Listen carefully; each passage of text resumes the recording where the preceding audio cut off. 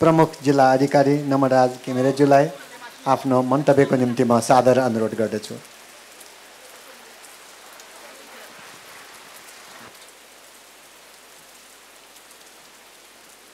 नमस्कार, जय जोलपा। आजको यस कार्यक्रमको विशेष आकर्षण भन्छु म। यस वडा नम्बरको सबैभन्दा ज्येष्ठ नागरिकबाट पानसमा प्रज्वलन गरी जुन कार्यक्रम शुभारम्भ भयो, उहाँ नै ज्येष्ठ अभिभावकज्यूलाई सम्बोधन गर्दै सँगै यस जिल्लाका मान्यज्यूहरू लगायत सम्पूर्ण उपस्थित महानुभावज्यूहरूमा यथोचित सम्बोधन गर्दै आजको यो पिङा कगु नेपाल भाषा साहित्य तमुजा जुन कार्यक्रम छ, यो वास्तवमा भक्तपुरको मैले अहिले थाहा पाएँ 45 वर्षदेखि भक्तपुरमा यो निरन्तर भाषा साहित्य संस्कृति कलाको संरक्षण र सम्वर्धनको निमित्त निरन्तर रूपमा सञ्चालन हुँदै आएको कार्यक्रममा आज मैले पनि भक्तपुर जिल्लाको प्रमुख जिल्ला अधिकारी भएको नाताले सहभागी हुने अवसर पाएँ। यसको लागि म आफैलाई भाग्यमानी सम्झन्छु।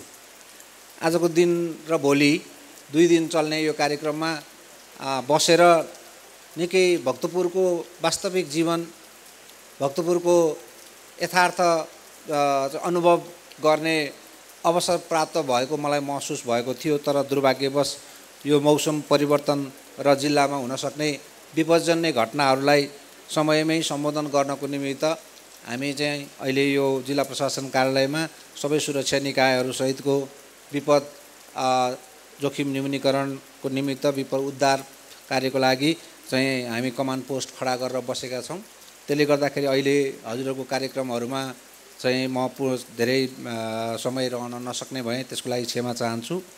यसमा लेखेको एउटा माथिको स्लोगान चाहिँ, यसको मुख्य नारा जनता मस्वा भाषा मुहाई, जनता बाँच्यो भने भाषा पनि बाँच्छ भन्ने जुन भनाइ यहाँ मैले चाहिँ पाएँ, यो यति महत्त्वपूर्ण र यति गहिरो चाहिँ भावना बोकेको भाषा हो कि हामीलाई यो पृथ्वीमा भएको अरबौं जीवहरूमध्ये विशिष्ट जीव बनाएको भनेको यो भाषाले नै हो। भाषाको कारणले गर्दाखेरि हामी अरू जनावरभन्दा फरक छौँ। हामी एउटा चेतना भएको चेतनशील जनावरको रूपले हामीले यो ब्रह्माण्डमा शासन गरिराखेका छौँ। हाम्रो जाति भन्दाखेरि मैले यो जनावरमा मानिस, यसको वैज्ञानिक भाषामा होमो स्यापियन्स भन्छ, यो होमो स्यापियन्सले चाहिँ राज गरिरहेको छ। त्यो सँगै त्यो राजलाई चाहिँ सादगी बनाउनको निमित्त, त्यो राजलाई सभ्य बनाउनको निमित्त, भव्य बनाउनको निमित्त र मानवीय मूल्य मान्यतामा आधारित बनाउनको निमित्त साहित्यको, भाषाभित्र साहित्यको सृजना गर्ने कला पनि हामीले विकास गरेका छौँ। सँगसँगै हाम्रा विभिन्न सांस्कृतिक पर्वहरू छन्, परम्पराहरू छन्, चाडपर्वहरू छन्, रीतिरिवाजहरू छन्। यी सबै चिजले हामीलाई यो पृथ्वीमा सबै अरू जनावरहरूसहित यो सम्पूर्ण प्रकृतिमाथि आफ्नो एक किसिमको नियन्त्रण कायम गर्दै हाम्रो जीवनलाई उन्नत बनाउने अवसर प्रदान गरेको छ। त्यसैले भाषा साहित्यको जगेर्ना जहिलेसम्म हामीले गर्न सक्छौँ त्यहिलेसम्म हामी हाम्रो अस्तित्वलाई जीवित राख्न सक्छौँ। विद्वानहरूले भन्नुभएको छ, कुनै पनि देशलाई नष्ट गर्नु छ भने अथवा कुनै पनि राज्यलाई समाप्त गर्नु छ भनेदेखि त्यो देशमा अबको 21औं शताब्दीमा चाहिँ गोला बारुद बन्दुक हतियारको युद्ध लड्नु आवश्यक छैन।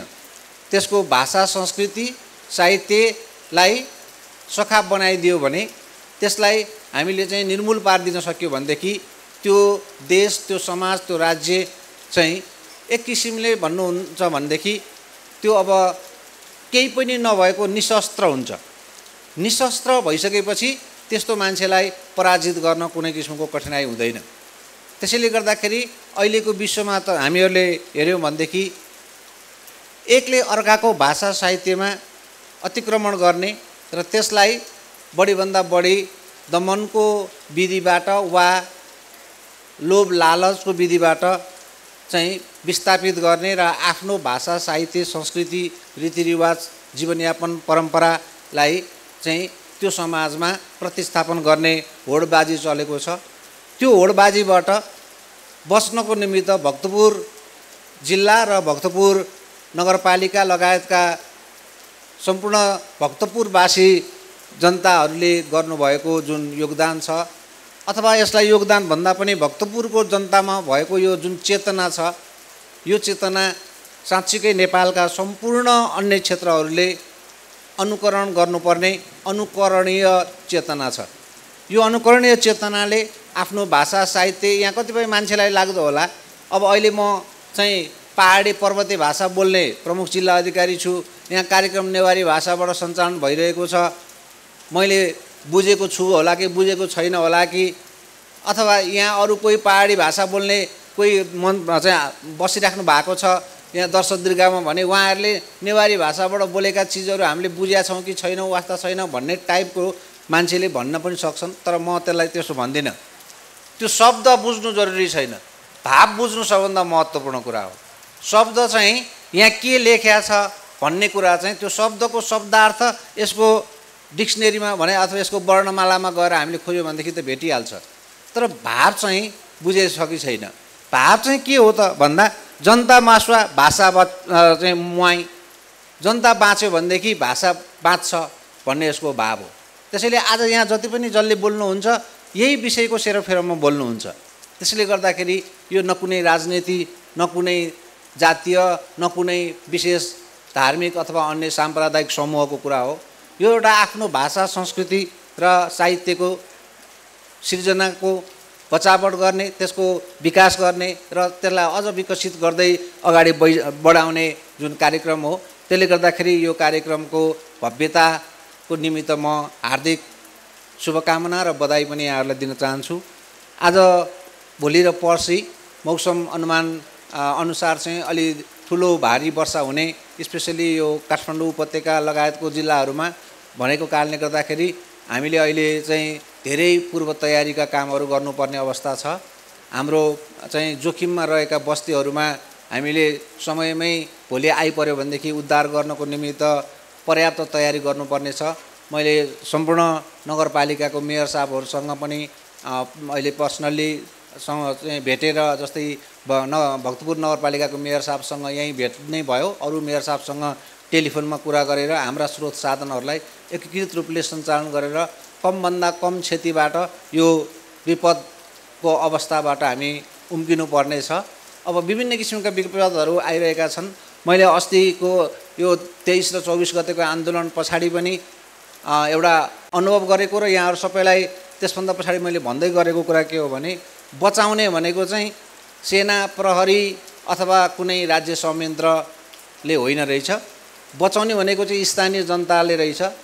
स्थानीय जनताले जबसम्म त्यो आफ्नो धरोहर आफ्नो संरचना बचाउनको निमित्त अग्रसर हुँदैन सुरक्षा निकायले मात्रै त्यो बचाउन सक्ने क्षमता राख्दो रहेनछ।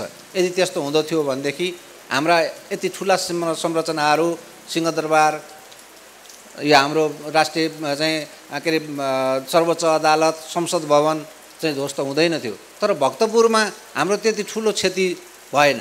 किन भन्दा भक्तपुरको जनताहरूले त्यो आफ्नो प्रोटेक्सन चाहिँ त्यो दिन गर्नुभयो। म त त्यो दिनभरि जिल्ला प्रशासन कार्यालयमै थिएँ। जिल्ला प्रशासन कार्यालयमा बिहान 11 बजेदेखि नै आन्दोलनकारीको घेराउ थियो, नाराबाजी थियो, जुलुस थियो।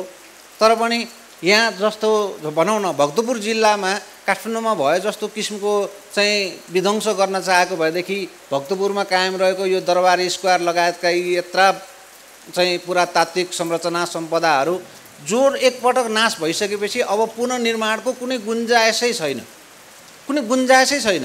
जतिसुकै चाहिँ हामीले चाहिँ खर्च गरे पनि जतिसुकै पैसा धन लगाए पनि भक्तपुरमा अहिले भइरहेको सम्पदालाई हामीले एकपटक ध्वस्त भयो भने कुनै कारणले प्राकृतिक वा मानवीय कारणले ध्वस्त भयो भनेदेखि त्यसलाई अहिलेको अवस्थामा फर्काउन सक्ने हामीसँग ताकत छैन। त्यो हिजोको हाम्रो पुर्खाले हामीलाई दिएको अचम्मकै चाहिँ सम्पदा हो। त्यसैले त्यो सम्पदा संरक्षण गर्नका निमित्त भोलिका दिनमा पनि भक्तपुरको जनताहरू अथवा स्थानीय जनताहरू चाहिँ अत्यन्तै सचेत रूपले सक्रिय रूपले चाहिँ चनाखो भएर रहनुपर्ने आवश्यकता छ। खालि हामी सुरक्षा निकायका चाहिँ मान्छेहरू चाहिँ के गर्छौँ त भन्दा तपाईँहरूलाई प्राविधिक सहयोग गर्नको निमित्त हामी तयार छौँ। हामीले तपाईँहरूलाई आवश्यक परेको ठाउँमा चाहिँ प्राविधिक सहयोग गर्न सक्छौँ। हामीले शान्ति सुरक्षाको व्यवस्था कायम गर्नको निमित्त आवश्यक व्यवस्था गर्न सक्छौँ। तर मूलत संरक्षणको जिम्मेवारी चाहिँ स्थानीय तहकै अथवा स्थानीय जनताकै भएको कारणले गर्दाखेरि आजको यो अवसरमा म यहाँहरूलाई यो पनि अनुरोध गर्छु, अब 3 दिनसम्म भारी वर्षा हुने सम्भावना छ। हामी कहाँ पनि डुबान धेरै ठुलो किसिमको विनाशकारी चाहिँ विपद त हामी कहाँ आउँदैन, तर डुबानको कारणले गर्दाखेरि जनजीवन कठिन हुनसक्छ। सानातिना बाढी चाहिँ पहिरोहरू आउन सक्छन्, त्यसले गर्दाखेरि केही क्षति हुनसक्छ भक्तपुर जिल्लाहरूमा पनि भन्ने कुरामा हामी चनाखो छौँ। हामीले त्यस्ता ठाउँहरू चाहिँ पहिले नै चाहिँ आइडेन्टिफाइड गरेका छौँ, तोकेका छौँ र ती ठाउँमा हाम्रो विशेष निगरानी छ।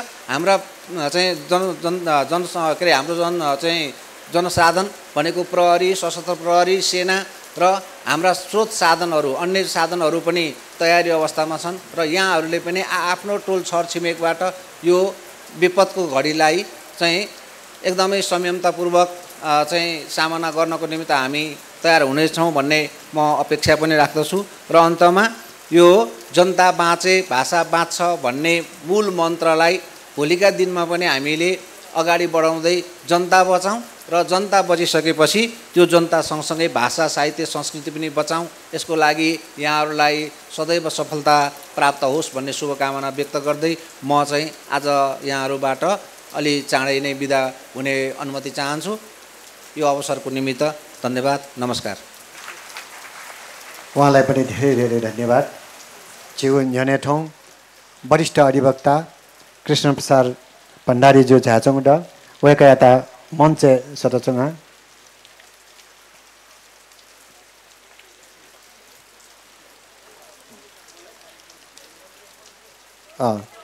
सिरो साहबले जुन कुरा राख्नुभयो त्यसको लागि म धेरै धन्यवाद